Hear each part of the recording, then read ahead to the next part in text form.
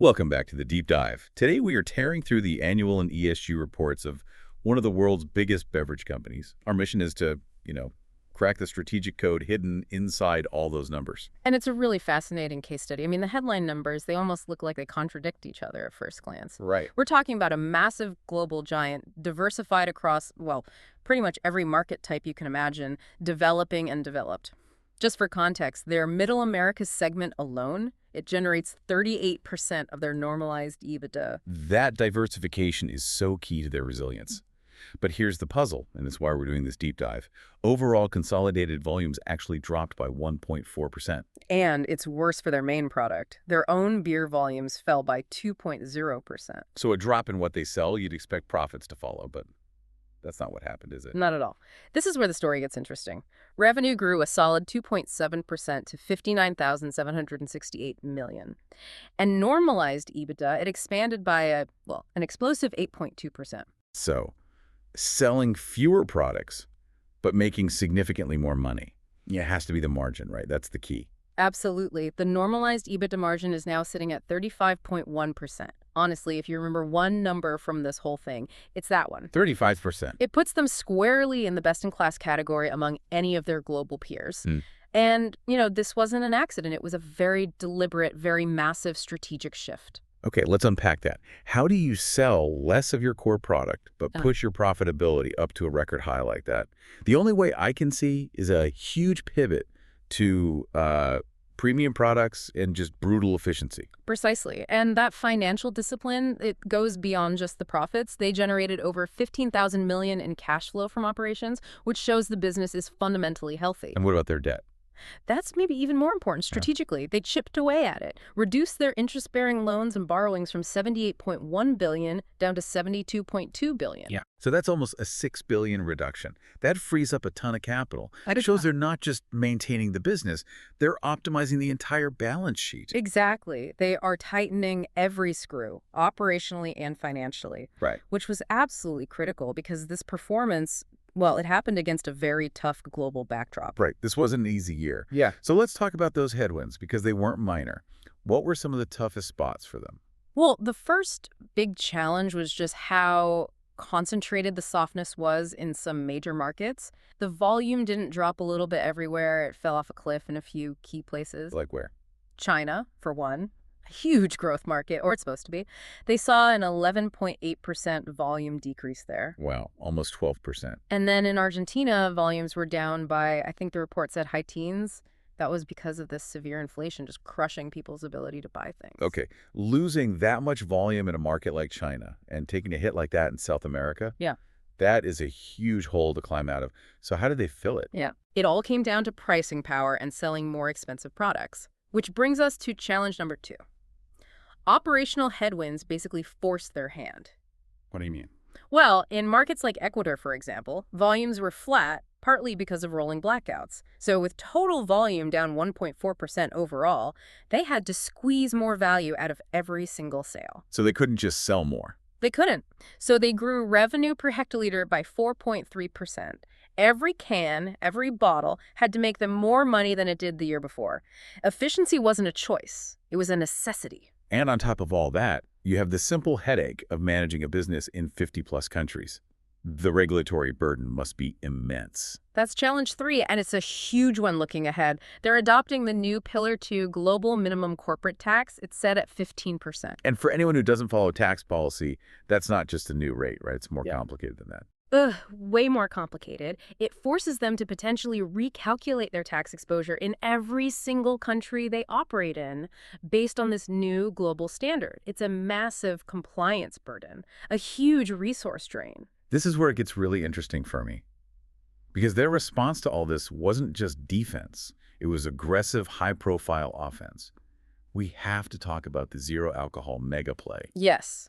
The whole Balanced Choices portfolio is now a real commercial success. It's not just a corporate responsibility thing anymore. Their no and low alcohol portfolio delivered a revenue increase in the low 20s. Low 20s, that's incredible growth. It's a deliberate and frankly very successful move to capture all those times when someone might not want a traditional beer. And the poster child for this whole strategy has to be Corona Cero. Oh, absolutely. It achieved triple-digit volume growth. And the key was they doubled its availability. They went from 19 markets to over 45.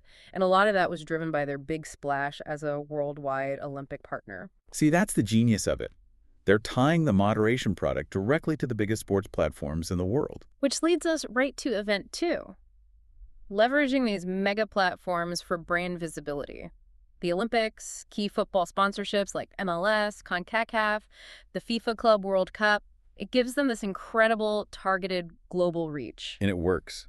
They were named the #1 most effective marketer by the Effie Awards for the 3rd year in a row. It's not just spending money, it's spending it effectively. And you see the results in the brands. Corona was named the world's most valuable beer brand. Michelob Ultra Ray is now the exclusive beer sponsor for Team USA. There's a straight line from these sponsorships to brand value. But the real game changer, the thing that will define their next decade, has to be Event 3, the digitization of everything. The digitization and monetization of their entire ecosystem. It's one of their core strategic pillars. They're not just a beverage company anymore. They're becoming a tech and logistics company. I mean, their direct-to-consumer, or DTC, ecosystem generated $1.4 billion in revenue. 1.4 billion. And their own platforms are driving that. Zé Delivery in Brazil has over 9 million consumers. Order growth is actually accelerating, up 10%. And the promise is what? Cold beer in under 30 minutes? That's the one. And on the business side, their B2B platform, BES, saw its gross merchandise volume grow by 47%. 47%? So this isn't some pilot program. This is how they do business now. It is, and it's working.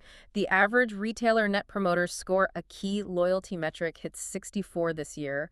They're locking in their distribution network with technology. Okay, we have to shift to the ESG side now because this is where, huge corporate goals meet the messy reality of the real world. It really is. Let's start with E for environmental. They have some seriously impressive achievements. 100% of their purchased electricity is now contracted from renewable sources. And how much of that is actually running? About 81.2% is operational. They've also cut Scope 1 and 2 emissions by 42% since 2017 and improved their water efficiency by 20%. Those are solid numbers. But there's a catch, isn't there? There is. It's a big one. The company states very clearly in the report that they do not expect to reach 100% operational renewable electricity by the end of 2025. So they're going to miss a huge public target. Why? Is it a lack of commitment? It's not that. It's structural. They point to a lack of local infrastructure and the right regulatory frameworks in different markets.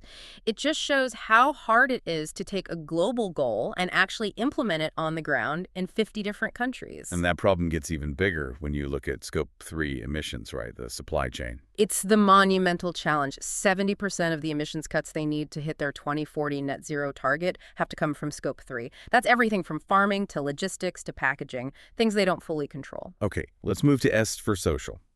They had a big win here, hitting a major goal ahead of schedule. They did. Their 2025 goal was to have 100% of their direct farmers be skilled, connected, and financially empowered. They've already achieved that. That's fantastic. It is. It impacts over 20,000 farmers. And beyond that, they've invested over $1 billion since 2016 in responsible drinking programs.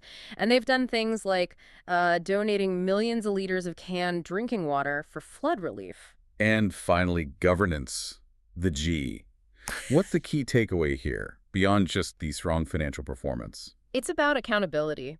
The key detail is that executive compensation is now explicitly tied to performance metrics that include ESG goals. How much? There's a 30% weighting for strategic objectives, which includes sustainability. So it's not just talk, it's integrated directly into leadership incentives. That is governance in action. So let's look forward. What's the playbook for next year? What are the big priorities? Priority 1 is pretty clear. It's their first strategic pillar, lead and grow the category, which basically means keep pushing premiumization to protect that high profitability. And expanding the portfolio, I assume. Exactly. More options for different occasions, low carb, organic, and of course keep growing that no alcohol range. And the data shows that's working with younger people. The report says participation increased with new legal drinking age consumers in what, 65% of their markets? That's right. They call them LDA 24. They're capturing that next generation of consumers, which is crucial for the long-term health of their premium brands. Okay, what's priority two? More tech. The second pillar, digitize and monetize our ecosystem. It's about deepening that digital penetration, expanding services like Tada, Delivery, and Perfect Draft, and making their B2B platform Bees even smarter. Weaponizing it, I think you said earlier. I did. They're rolling out tools like Bees Force that use algorithms to help sales reps personalize how they deal with retailers and optimize logistics. Digital is now directly linked to their margin. And the third priority, which I guess underpins everything else. Optimize our business. This is the really ambitious one. It means balancing that world-class profitability with smart, targeted investments for growth. So it's not just cost cutting. No, it's about making every dollar count. They spent $3.7 billion on capital expenditure this past year, but it was sharply focused on efficiency and capacity expansion in key markets like Brazil, Mexico, and the U.S. They have to keep driving that margin up against inflation and all the other headwinds. So after all that, what does this mean for you, the person trying to make sense of this massive company? Let's boil it down to three key takeaways. Key takeaway one, financial discipline over volume. They successfully chose value over sheer quantity this year. They used pricing and premium brands to drive that incredible 35.1% EBITDA margin, even while volumes fell in key markets like China. Key takeaway two, moderation is now a core strategy. The huge investment in no-alcohol beer, combined with the push into mega platforms like the Olympics, it's a really sophisticated play. They're capturing new health-conscious moments and managing future risk at the same time. And key takeaway three, ESG progress is real, but so are the hurdles. They're hitting goals like farmer empowerment, which is great, but being so open about probably missing their 2025 renewable energy goal shows just how hard it is to implement a global strategy locally, especially with that huge Scope 3 challenge still ahead. And that reality brings us to our final questions for you to think about. First, given how much they relied on price hikes and premiumization for growth, what are the limits of that strategy? What are the signals we should all watch for that might show it's starting to plateau? And second, the company navigated a tough year by being incredibly efficient and hitting that record margin. But how reliant is their future strategy on maintaining that exact level of efficiency? And what are the risks, like that new complex global tax system, that could threaten it moving forward? That's the wrap on this deep dive. Thanks for joining us as we explored how this company managed to expand its margins while its volumes were contracting. We'll catch you on the next deep dive.